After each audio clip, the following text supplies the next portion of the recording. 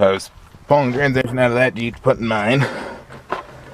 While I was looking at it under that Jeep, I noticed that there were only 3 of the 4 bolts holding it holding the transmission to the cross member.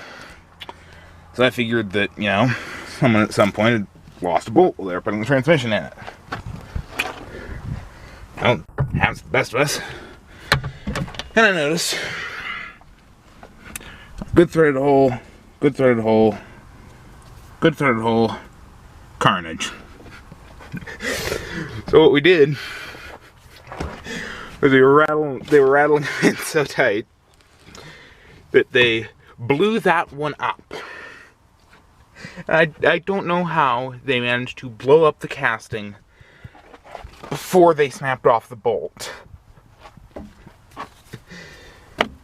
Just thought that was funny.